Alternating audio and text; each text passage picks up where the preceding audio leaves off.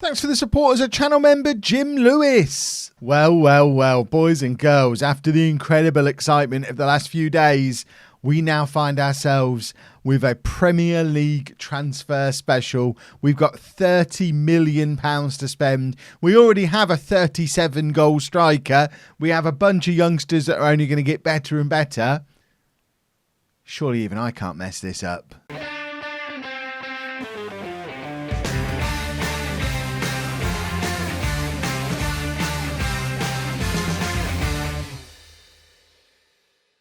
Hello and welcome to part 100 of Bourne Again. I'm Kevin. Coming up on today's episode, we have our season review and transfer special for our spectacular season that has just happened that led to our promotion from the Championship. We thought the FA Cup final was good last year, but a promotion with a 35-goal striker, 37 goals in all competitions, with an even better young lad coming behind him in the shape. Look, he's just scored 37 goals. He's the third best striker at the club. Yes, this guy's on loan. This guy's ours, though, and he's still only 18.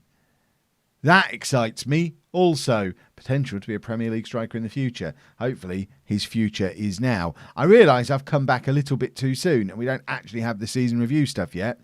So we're probably going to skip forward in time just a little to get the season's review. Bourne players given the day off. I mean, to be fair, it was the final day of the season. They can have a month off. I'll be really generous. I'll give them a month off. I'll rather focus on the match itself. But we'll come back for the season review, then start putting a plan together for transfers. I have no idea what my transfer plan is going to be for this summer, because up until this point, it's generally been bring in some free transfers, try not to go over the wage budget, and hope to improve the team a little bit.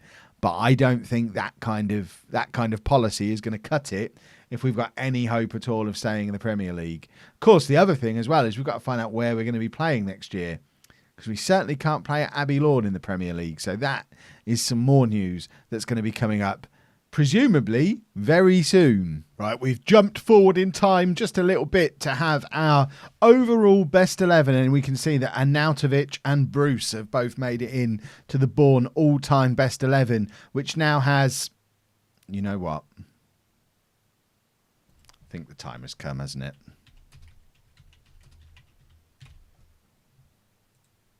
Now has Sir Alan Hardy in goal, a back four of Barnes, who went off to play in LA with Goran Pavlov. Is he having a lovely time there? I'm more interested in seeing if Pavlov is still tearing up the MLS. Where is he? Why is he not in the team? Oh, he's injured. So Pavlov, okay, so he's been injured for a while. Did they break Goran? What have they done to? They've hurt his hip. He's got a poorly hip. Poor old Goran Pavlov. Are they really sponsored by YouTube? My word, man. If anyone from YouTube is watching, I'm not averse to managing Los Angeles Football Club if it means you'll really, really push my videos. Hint, hint, hint, hint, hint. If anyone from YouTube is watching, no one from YouTube is watching. But Joel Barnes, and then Bedwell at the back, who we've come up against a few times over the last couple of seasons while he's been at Middlesbrough. I think we've officially outgrown him now, but ever since getting into our team, I've not noticed him in our all-time best 11 before. He only played those 2 seasons, but he's now done 5 years as a regular for Middlesbrough. And he's alongside O'Driscoll at the back, who left us just last summer to go to Livingston, but his glory days were also back like 5 years ago. And Lastra is in as the right back of the all-time best 11. And Arnautovic and Hernandez is the midfield. Looks right to me. And then Bruce, Pavlov. Oh, Pavlov's in. Pavlov's in the all-time best 11. That's incredible. Oh, this has had some real changes for the first time in a long time. So Bruce, Pavlov and Leahy's still in there on the right-hand side. He's one of these things. He's not like the others. This guy who played for us when we were down in the goodness knows where divisions is still in the all-time best 11 with a bunch of players who've played for us in the Championship. And Jacob Quinn, who also retired. I mean, he should have joined us permanently when he had the opportunity to. He thought he was bigger than us, and clearly he wasn't. Now retired, couldn't get into the Sheffield Wednesday team, but he is the striker for our all-time best 11. Also knocking around in there is Anang, who's now playing for Billericay. Dootson, who retired after a nice little non-league career. Mark Sheffel, who's now playing for Kilmarnock. Claudio Sarti, who also retired after Sheffield Wednesday, never able to break into their team. Shouldn't have left, should you, Claudio? You'd be in this team on the right-hand side if you hadn't have left. Zach Brown, who I'm struggling to even remember. I mean, it's a long time. What position did Zach Brown play? Let me know down in the comments. Of course, Terry Broadbent, who... I mean, he was always going to have to retire just because he was never the same after his illness. And it's a shame because he deserved a proper run as a championship player, and ill health took it away from him. And then Hector Ingram, who we already know about, retired after his big money move away from us. End of season awards, of course, it was always going to be Evan Lahif, 63% of the vote. Robinson in second place, Kalic in third, highlighting a little bit of an issue with the squad that several of our key players are loanees. Kalic, Arnautovic, Robinson, to a lesser extent Ricky Scott, but those three, it's the core of the team along with Lahif and Hardy. But we can only have a maximum of two of them. You can only have 2 Premier League loans when you're in the Premier League.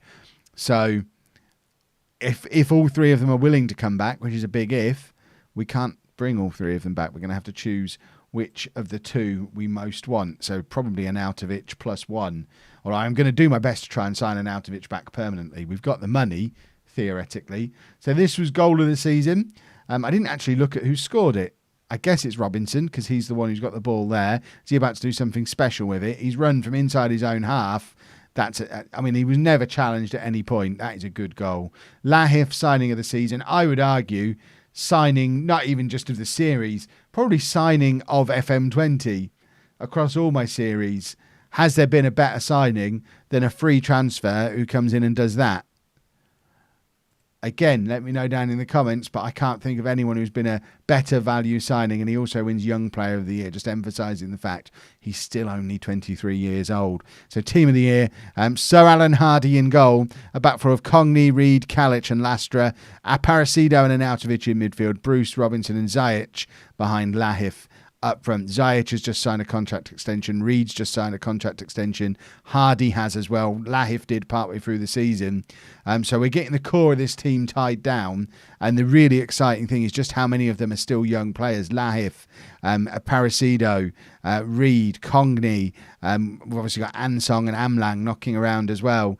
Even Hardy is only 24 years old and in England under 20 international previously. So we've got the core of a very good young team that could still get better. And we're going to add to it this summer. Top scorer is Lahif with 37 goals. He also got top average rating. Ziyech, most assists with 10. Hale, best pass completion. You won't ever see John Hale in our team again. He was a journeyman player who will definitely be replaced this summer. Most man of the matches for Lahif, and Alan Reid leads the Naughty Boy Club that also includes Lastra, Bruce and Cogney. Season review is we did good. We did a good season. We don't need to... Oh, in fact, the team of 2022, where are they now? Is there any names that are particularly interesting? Any heroes that we've forgotten about? Not really. Lewis Warrington. If you're watching my my home series on Twitch at the moment, Lewis Warrington is quite a key part of that. So that's interesting to see how his career turns out in this universe, and all of this lot now retired. So Charlie Wiggett, another one. Oh, not retired, but not at a club. But he's 31 now. Graham Dodds is now a coach. You know you're getting deep into a series when your exciting youngster that you signed several seasons into the series is now old enough to be a coach. Yikes. Kiezu, we've got him at home as well. We've got several of the same players are at my home team on Twitch, twitch.tv/LOLLUJO, streaming tonight. What day is this video coming out? Streaming tonight, 8 p.m. Right, so club vision. Sir Mick Powell is looking for us to fight bravely against relegation, which I think is absolutely fair. If I don't think it's a disaster if we get relegated. It was important to go up, get the money for going up, and start work on the ground to allow us to go up. But it won't be a disaster if we come back down again and then go back up again in 2 years. It might even work out better for us long term, just because we're not going to have the misery of being relegation fodder for the next 5 years while we slowly put a team together. We'll see. Obviously, I don't want to go down. I'm delighted with this season. You've all earned the right to test yourselves at the next level. Well, I'm obviously going to buy players, strengthen the squad if we're to avoid getting in a relegation battle. I want to talk about the fact we're probably going to get relegated. We've done brilliantly, even though we'll probably come back down. No, we're going to be. It's tough for us next season. We'll probably come back down. I want to let you know, bringing in some new faces to try and help keep us up. I think that's the best one. I think we've got to be realistic that we know we're Bourne. We're not going up there with a plan with an expectation to stay up. If it happens, then so be it. But we're going up there to enjoy our year and see what might happen. And we get the new ground. The Bourne board have today announced that their club have been granted planning permission to build a new stadium. Construction of Bourne Stadium, we'll see about that, which presumably is going to be out at Milking Nook, where we identified as a location way back in episode 1. The new ground is going to cost £13.5 million. We're selling Abbey Lawn, £425,000 to sell Abbey Lawn. That's going to be posh, isn't it, Noel Cantwell Arena? Oh, I want to just live there. The board are delighted to announce that they've been able to finance the project without any external funding. So hopefully that means Sir Mick's paid it out of pocket and we've not taken on a massive debt. Good. Additional funds. A £4.1 million sponsorship thing is awesome. So they're starting building it now. It's going to have undersoil heating at 12,500 capacity. And it's going to be ready for next summer. So if we get to stay up, well, regardless of what division we're in, we've got a nice shiny new ground to move into for next summer, hopefully with some kind of expansion capacity. And in the meantime, we're going to play at Noel Cantwell Arena, which I guess is a new ground that Posh have moved into, which is exciting for me. A 16,000 capacity stadium built in 2028. So we're going to spend the year playing in Peterborough. See, that would have been perfect for home last year. Why couldn't it have worked out this way? Because that would have immediately been renamed the City of Peterborough Stadium and we'd have just stayed there. But yeah, I can cope with a year playing in Peterborough. It's only like a 20-mile commute. And for me, it's super fun. I'm getting to play at our shiny new ground. But yeah, the Bourne Stadium is not going to be called the Bourne Stadium. Could we have not have named it after a club legend? Just have a look through who the club legends are. And we just pick one of them and named it after them. That wasn't an option. No. We're going to come. Let me know what we should name the new ground. I'm tempted to just change it to Milking Nook because I still love the name. Bourne Stadium's rubbish. Right. Increase youth level. Yes, please. We haven't got the money to increase anything else at the moment, but once prize money starts to come in, we'll push for other facilities as well. Let's just have a double check on the facility screen. Does it mention expansion capacity? No. I mean, 12,500 is great because it means we can stay there forever, theoretically, in the Premier League. But there's going to come a point where that's not going to be big enough for if we're challenging for the Champions League and whatnot. In fact, what is the stadium requirements for the Champions League? Probably less stringent than the Premier League, but let's just double check. 8,000 capacity all-seater, yeah. So it is a ground we could stay in for the rest of the save, but I just hope there's some expansion capacity so that we're not stuck in a tiny ground for the rest of the save. And that's just exciting. Premier League football being played in Peterborough. Lovely stuff. Money time, boys and girls. So our commercial summary. I still think it's ridiculous that we're now a Premier League team and our main kit sponsor is a 3-year deal worth £170,000. That is ridiculous. That's like a third of our weekly wage bill. We may as well not bother with a kit sponsor if that's how much we're earning for it over 3 years. We just put our own names on there. Just put my name on the shirts. Mick Powell should just put his face on the front of the shirts if that's all we can get. Sponsorship is ridiculous. We have no corporate hospitality or any prize money. I mean, we got 6 million prize money the year before, 7.5 grand this year. Even our TV money's down because of no FA Cup run. Shirts-wise, Lahif, Congney, Anautovic, Robinson and Zajic, the most popular players at the club, presumably. Our new budgets, can we afford to scout worldwide now? We can. Worldwide scouting on both packages. And Sir Mick Powell He's just bought us a ground out of his own pocket. And then if that wasn't enough, oh, here you go, lads, here's £14.5 million. That's before we've even had the prize money and stuff in. He's gambling on success with this club. He knows the Premier League money is coming, but it does mean I can now go back to him and spend the money he's just given us and say, come on, Simic. Oh, hang on. What's this? You normally improve everything. Good. Data analysis, very important. Excellent. We'll go back and ask him for more of everything. We've just spent half of it on facilities. So new training facilities, 1.8 million. They'll be open by November.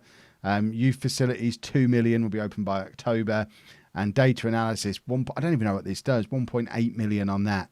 And that'll be open before the summer even really gets going. That's not going to take very long at all. So if we go back to the club facilities again, do we have to wait to show that move up? But we might actually get to the point where we've got some decent facilities as well. And that should, in theory, start to help us with bringing through better youth players, which is the one thing that's been really missing from this save all the way through, is bringing through some of our own young heroes. We're having to go and buy them from Eastern Europe all the time, but it would be quite nice if we could get a Mick Powell type player come through, which I know is easier said than done in the Premier League, but we might get relegated and we'll do it in the Championship. Decision on domestic loans for next season is made, and I've done it in the most un-Kev-like way possible because I've actually put some thought into it and planned it. As you can see, Arnautovic is one of them, not just because I love him, but because this summer he becomes homegrown in England. He doesn't come homegrown at club because he had that little bit of time away, but he'll become a homegrown player, and we need to start thinking of that kind of stuff now we're in the Premier League. The other one I've gone for is Robinson, because at the end of this new extended loan, he'll actually become classed as homegrown at club. His description is touted as the next Wayne Rooney.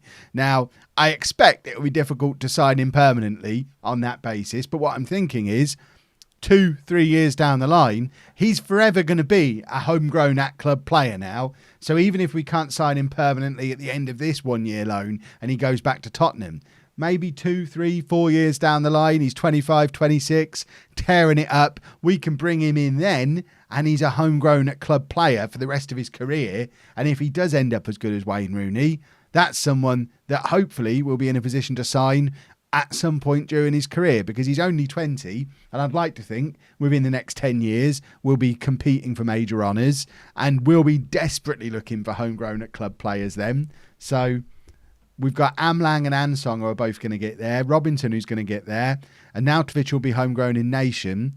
We just need to bring in some more youngsters this summer, and we can really start working on our homegrown status. Let's have a little look. I even looked at this screen, look. So Ansong becomes homegrown at club next summer. He's just signed a big new contract, and it's been recommended. I put his asking price up to £24 million. That seems to have scared the clubs away who are interested in him now, which is good. And we've got lots of players who are already homegrown in Nation, but nobody currently homegrown at club, which is going to be a problem when it comes to submitting our Premier League squad, I think. But Ansong gets there next summer, and Arnautovic becomes homegrown in Nation when's his birthday? Oh, his birthday is this summer, so there's no chance of him becoming homegrown at club, which is a shame because we signed him as an 18-year-old. The other thing I don't really understand is if, where's Robinson? If Robinson becomes homegrown at club next summer, he'll have only been here 2.5 years. He came in on loan during the same window as Arnautovic, and Arnautovic had that extra year where he was here permanently. If that counts as homegrown at club, Arnautovic should already be there because he's done the 2.5 years before age 21 that Robinson will have done. But I'm not going to talk myself out of getting Robinson as a homegrown at club player because that's huge. And Amlang will get there the year after. But this is what I was saying about Robinson, touted as the next Wayne Rooney. He's already a 4-star current ability, 4-star current ability, 5-star potential. Going to be a good Premier League player. We've obviously seen him improve season on season, and I think he's just an important man to keep around. So they're our 2 loans, which means unless we sign them permanently, we can't bring back Kalic or Ricky Scott because we can only have 2 domestic loan players. We can, of course, have other loans from other countries, but for now, that's the basis of the squad. My job now is to work on the last few contract extensions that I need to do, and then figure out how to spend this £30 million. We've got 5 players going to the World Cup, which is nuts. I mean, this guy's leaving this summer because he's not any good, but he's going there with China, and he's a lone player. But we've got these 3 are our boys, and they're going to the World Cup. That's amazing. Well, here's a pleasant little surprise I'd forgotten all about. Eddie Naismith, who we signed last season without realising we'd done an immediate loan back to Kilmarnock, has just returned to the club. He's not had a particularly spectacular season in the Scottish Premiership, although he has now done 3 full seasons there, which at age 20 is no mean feat. He's a Scottish under-21 international, but most excitingly of all, he's 3-star current ability, 4.5-star potential ability. He's as good as Jake Bruce on the wing already. I mean, he's got no chance of getting in as an attacking midfielder, although he is as good as Gilligan or Train, who probably both need to move on now with Robinson and Minich at the club, plus Naismith coming in. But 20 years old with that kind of potential, and he's not cost us anything this summer, $250,000 last summer. Lovely little way to start off the transfer window. Well, here's the benefit of being a Premier League club now, folks. 2 players sold, 2 fringe players. John Hale, we've just sold for £6.75 million. He joins the contingent at our unofficial feeder club, Los Angeles FC. I mean, we really should. They should be our affiliate club, because that's now 3 players we've sent their way. But Hale goes there for a ridiculous sum of money. Gilligan had gone to Huddersfield for £5.25 million. So that's £12 million worth of player sales for players who played a combined 15 games, mostly from the bench for us last year. The Premier League's awesome. I don't care how good this guy is. I kind of just want to sign him. If he's dubbed the new Michael Owen, it will make my year. Please. Ruined. Owen Owens. What's his middle name? I'm assuming his middle name is Owen. Owen Owens. Formerly of... I mean, to be fair, he's formerly of Celtic. Scored a decent amount of goals for St Johnstone last year. He's as good as any striker we've got. And he's available on a free transfer. I mean, I'm not just bringing him in because he's called Owen Owens. But that is... It's like 90% of the reason. Owen Owens, boys and girls. Right, transfers are starting to happen. As you can see, James Train, Jack Beadle also leaving the club, along with Gilligan and Hale, who've already gone out, and we're starting to bring some players in. So, number 1, Christian Cuero is a 20-year-old Ecuadorian international, centre-back, 4-star current ability, 5-star potential, better than Kjalic, and... he's been playing in La Liga for the last 2 years. Not regularly, but he's 20 years old and he's an improvement. £7 million. We've also brought in a youngster at centre back. He's really just one for the future. 20 caps already for New Zealand though. Liu Hao is a centre back, 2-star current ability, 4-star potential. Just brought him in from New Zealand with a compensation fee paid. I'm figuring, look down at the Oceania region. We did quite well last time we went there, and he came up on my scout reports. I don't think he's going to have quite the impact Lahif had, but it gives us a little bit more strength in depth at centre-back.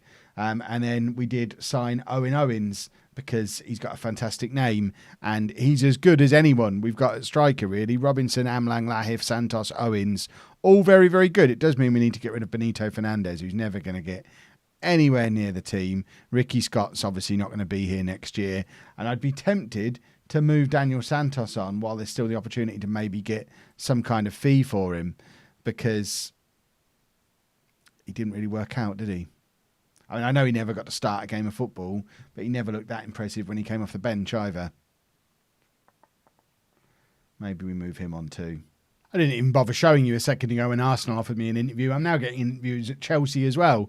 I'm obviously declining them. Why isn't it this easy to move up when I'm playing non-league to legend? I've never played a game in the Premier League, and the real elite level clubs and Arsenal are offering me contracts. Remember when I used to get really confused between Robertson and Robinson, and it ended up that I never really played either of them? Well, now there is a lead into this. and we now have 2 miniatures, and they play in roughly the same position. Mile Minic is a 25-year-old Serbian left winger, better than any left winger we've got at the club. 4-star current ability, decent player for most Premier League sides. Cost us £2.9 million, but he plays there. We've also got Vukasin Minic, who he signed in January, who can also play out on the left wing. We could have a situation where we take one Minic off, bring on another Minic. This is going to end so badly. We have a new record signing, and of course he's Brazilian, but he's a centre-back. Vitor Hugo, 23-year-old Brazilian centre-back, £11.5 million. Let's send him on a language course, nice and quick. 4-star current ability, 4-star potential. He's all right, isn't he? We've got our centre-back partnership set for the Premier League. Already nearly there. But 2 4-star Premier League centre-backs now means we are... I mean, really, attack-wise, I think the squad is already just about there. I don't think we need to focus much on this area. I think we need another body in midfield. We don't want to be playing Cogney or Bruce in central midfield. So although it looks like we've got some decent options there, really we only have 3, so probably need another guy there, but we're now solid at the back. Kalic obviously not going to be here. Can we move him? Expiring contracts, I guess, gets rid of him, yeah, just so that we don't overload and make it look like we've got more players than we have. But we now have our 4 centre backs. We need backup fullbacks on either side. I think Lastra's days are probably numbered, so we might look to move him on. We need a backup goalkeeper as well, fit for the Premier League, because we don't really have one at the moment. If we have a look at what we've got behind Sir Alan Hardy, we've got Jason Macy or Matt Phillips. We need a goalkeeper. What I don't want to do though is accidentally sign one better than Hardy and relegate him to the bench, because that would be devastating. But we've still got lots of money left, still £20 million to spend, plenty of wage budget, and the squad is taking shape. The thing is, I have absolutely no idea if this is a good enough squad to stay in the Premier League, but it's certainly already the best squad we've ever had at Bourne. Well, it always amuses me to show this one every summer to show what we're up against. Total sponsorship in the Championship last year, £160 million. Everton, £25 million off a sponsorship. Division average, £6.75 million off a sponsorship. Bourne, £200,000 off a sponsorship. That's why we need Simic Powell pumping money in every year, because we ain't getting any money from anywhere else. The joys of being a Premier League club once again. Daniel Santos now officially not a flop, because we made a transfer profit on him. He would have only have been our 4th choice striker for this season. Signed him for £2.4 million. He was useless. Sold him to £4.1 million to Bournemouth. Bourne to Bournemouth, massive downgrade. But you know what? We made a big profit on him, so I'm happy. What have we got going on here? Deals falling through because he was going out on loan. These are the players that we've released. The only ones that are really significant, I guess, Liu Jipeng, who we've looked at a little bit before. Terry Goddard, who never really got an opportunity. Ben Forrest, who we signed a few years ago as cover at centre-back. Never really got an opportunity either. But, I mean, we've moved on a lot since we signed those players. And now we've got contracts expiring. So I guess I need to deal with contracts, and then we'll have a look at the team. We are slowly but surely putting a squad together, boys and girls. We've had a few more players leave. Benito Fernandez, who came in last summer for a free, never really played. He's left for a free. No real loss there. The John Hale transfer has also finally gone through. And we've also sold Yosimar Aragonesis for £7.25 million to West Brom. He's the defensive midfielder that we never really used last year. 14 substitute appearances. Again, that's just fantastic business for a club like us. We've managed to not sell any major players, but bring in £24 million worth of transfer money this summer just by selling a whole bunch of fringe players, which is some cracking business. And we've used that to bring in a whole bunch more players. Richard Berlinger, the first one in, as a 19-year-old Austrian under-19 international. He's probably not ready for the team yet. He's cost us £4 million, but has absolutely bags of potential. And he's just to add a little bit of depth to that central midfield. Might even end up loaning him out. But wanted to... I'm trying to focus on young players as much as possible. Likewise, Frederic Regulus, an 18-year-old French under-20 international, 2.5-star current ability and 5-star potential ability, means he's not ready to compete with Cogney just yet. but could be soon. And if he does get really good, Congne's still one of the better central midfielders at the club, even though he's never played there. We have a new star man, Mita Crnjaki. Is a 20-year-old Serbian international, 6 goals in 8 appearances for Serbia. He's a right winger, inside forward chap. 4.5-star current ability already, with the potential to continue to get even better.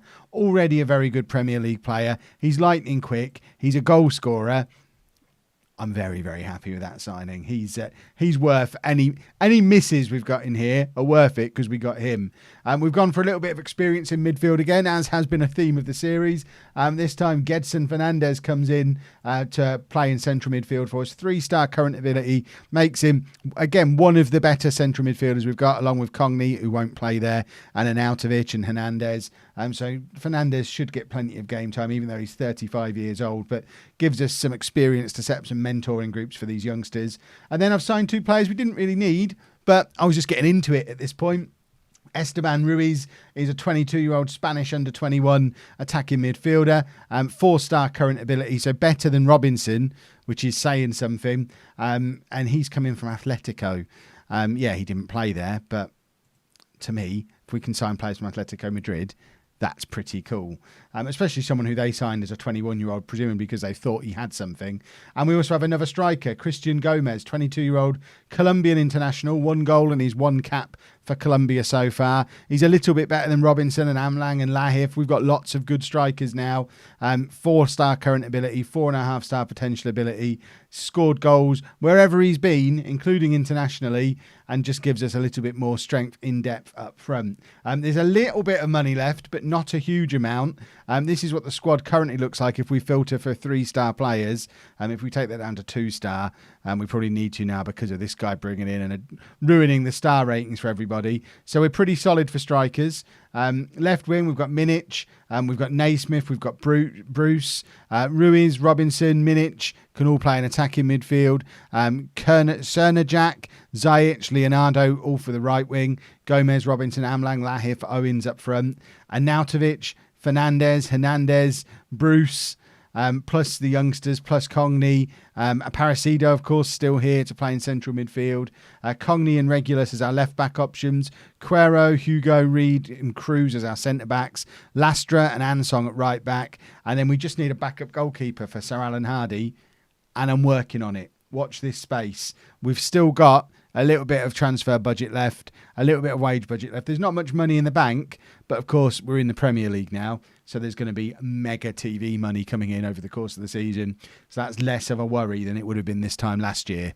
Well, I think my squad is complete. We've just added another 3 players to it. This one we don't need to worry about yet. Miguel Cano, he's one for the future, a young centre-back who's just come in. But the next 2 definitely will be in and around the team. Branislav Poznic is our new backup goalkeeper, 24-year-old Serbian former under-21 international, 2.5-star current ability, 3-star potential ability. He's fine to sit on the bench and let Sir Alan Hardy go and be a Premier League goalkeeper for at least this season. And then we've signed a loan, Paul Myra. He's a 22-year-old Norwegian international, 20 caps already for Norway. He's on loan until the end of the season from Napoli, and he is better than any other central midfielder that we have at the club. So he is a signing and a half. Played 23 games last season for Napoli in Serie A. So he means business, and that means our squad, with pretty much all of the money spent, now looks like this. Let's try putting that down to 3 stars again so we can really see where we might have a few weaknesses. We could probably do with some fullbacks. Let's put the 2 stars back on, shall we? I mean, we've got Ansong, we've got Lastra. Lastra doesn't let us down, and Ansong still has bags of potential. So he might not be quite ready, but we're going to have to throw him in at the deep end this year and give him some Premier League games. And there's going to be a few players in a similar situation like that who are going to be just thrown into things. Amlang is another one who's just going to play games. He's competing with Gomez and Lahif for that starting spot. And at the moment, he's edging Lahif out, who got 37 goals last year. Naismith, we've had loan offers for, but I'm keen to keep him around because I've still got huge question marks over Bruce at this level. Minic, who we brought in January, needs to start fulfilling some of this potential because we spent £2.5 million on, or £2 million on him. Similar situation to Santos. He's not really looked like a £2 million player, and now we're in the Premier League. He's not really what we'd look for. But I think we're solid. We're solid all the way through the middle of the team, and there's a chance we could be a little bit weak out wide. So, apart from there, obviously, and there. But if they get injured, behind them, and if he gets injured, behind him, and over here, he needs to step up and quick. And it is worrying. I think this is likely to be Sir Alan Hardy's only season in the Premier League. He deserves this one, but I suspect he's never going to be a Premier League goalkeeper. He's a decent player for most Championship sides, but we've got to give him a go after those FA Cup exploits. He might just play above himself forever. Where's the offers like this in non-league to legend? I've never managed in the Premier League, and Spain are offering me their national team manager's job. Ridiculous. I'm not ready for international football. Well, when I said I was done, I was done. Turns out my director of football wasn't. He's gone out and signed us 2 more players. Anders Johansson, who originally was signed to come in on a free transfer at the end of his contract in January. And then when I saw how good he was, I pressed the buy now button, and it was only 50 grand to bring him in now. So I guess this one's more of a collaboration, but he can play anywhere up the middle. Mainly, he's a central midfielder, though, where he's a natural box-to-box midfielder. 4-star current ability. Makes him better than anyone else we've got in the club in that position. So he's a good signing. Good work, Mr. Director of Football. And then he's done the dirty on Sir Alan Hardy. And I can't really complain because he signed us a really good goalkeeper. Rok Stancic is a 23-year-old Slovenian international, 4-star current ability goalkeeper. I can't really argue with it, but I do feel sad about it. And then that is the end. There's a few loans and things going to be going out, but other than that, we're done. So we started the window, £30 million to spend. Sold £24 million worth of Fringe players. Spent $50 million in the end on 17 new signings. We've still got a little bit of money in the bank. We're a little bit over our wage budget, though, so that probably needs fixing. And we've ended up with a much stronger squad than I thought we would. Now we've just got to see if this squad is close to good enough to stay in the Premier League, which is another thing entirely. I genuinely have no idea how this squad matches up to other squads in this division. The media think we're favourites to go back down again. We obviously have nobody in the media Dream 11. And in fact, if we have a look for our key players on here, you can see that our star men are way, it's only Middlesbrough who have lower quality star men than we do. And Middlesbrough are the team that are most likely to go straight back down. They're paying half the amount we are in wages. So Middlesbrough are already relegated. But Everton have someone who's a little bit better than some of the other players. And yeah, it's going to be a long, hard season, I think. And if we manage to stay up, I'll be very, very happy about it. If you've enjoyed that, though, please make sure you leave a nice big thumbs up on there for me. Subscribe to the channel for daily Football Manager videos. And thank you very much for watching.